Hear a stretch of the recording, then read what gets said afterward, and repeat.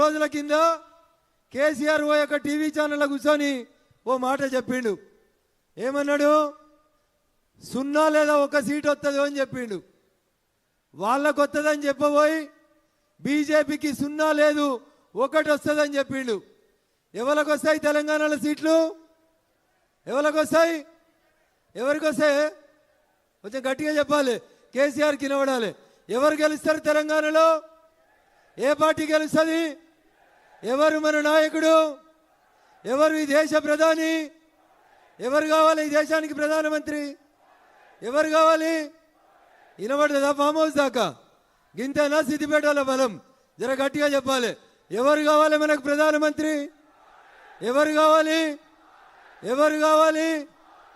సిద్దిపేటకు రైలు ఎవరు ఇచ్చిర్రు? సిద్దిపేటకు రైలు ఇచ్చిన మోడీ బొమ్మను తన్నిన మూర్ఖుడెవడు? తన్నిన మూర్ఖుడెవడు?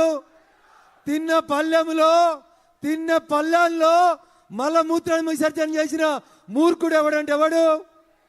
ఎవడు? సిద్దిపేట ఎమ్మెల్యే బీజేపీ అయినా కాదు, గజ్వేల్ ఎమ్మెల్యే బీజేపీ అయినా కాదు.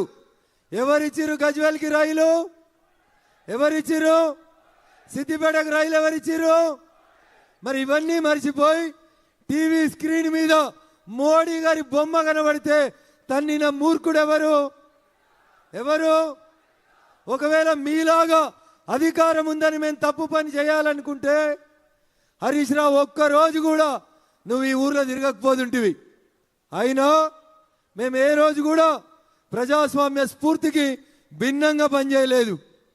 ఒకవేళ హరీష్ రావు మీద సిద్దిపేట వాళ్ళకు ప్రేమ ఉంటే మొన్న 2023లో నవంబర్ డిసెంబర్లో రిజల్ట్ వచ్చినప్పుడు కాంగ్రెస్ పార్టీకి ఒక ఆయన పోటీ చేసిండు, పూజల హరికృష్ణ అని.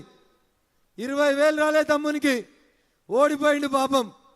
కానీ ఇలా రోజు సిద్దిపేటలో రోడ్లకి మోరీలకి ఎవరు కొబ్బరికాయలు కొడుతురు? పూజల హరికృష్ణ కొబ్బరికాయ కొడుతుండు. 30 మంది కౌన్సిలర్లు ఉన్నారు. ఒక్కడన్న పోయి మా ఎమ్మెల్యే రాకుండా ఎట్లా కొబ్బరికాయ కొడతామని ఒక్కడన్న అడ్డం పోయిందా? పోలేదంటే హరీష్ రావు మీద సిద్దిపేట వాళ్ళకి ప్రేమ ఉన్నదా, కోపం ఉన్నదా, భయం ఉన్నదా అనేది ఒకసారి అర్థం చేసుకోవాలి. ఇలా అధికారం పోయింది, హరీష్ రావు సిద్దిపేటకు వస్తలేడు. ఎందుకంటే పోలీసు వాళ్ళు గౌరవిస్తలేరు. ఆయనకు వంతపాడే సురేందర్ రెడ్డి లేడు. ఉన్నాడా సురేందర్ రెడ్డి? ఉన్నాడా? ఉన్నాడా సురేందర్ రెడ్డి? హరీష్ రావు అడుగులకి మడుగులెత్తే పోలీసు వాళ్ళు ఉన్నారా? ఇప్పుడు ఉన్నారా? అందుకని హరీష్ రావు కూడా వస్తలేడు. వస్తే కూడా అప్పుడప్పుడు మెల్లగా ఇట్లా వచ్చి సాటికెళ్ళి వచ్చి సాటికి పోతా ఉన్నాడు. అంతేనా? అందుకని భారతీయ జనతా పార్టీ నాయకులకి కార్యకర్తలకు నేను సవినయంగా ఒకటే విజ్ఞప్తి చేస్తా ఉన్నా. సిద్దిపేట భయంలోంచి బయటికి వచ్చింది.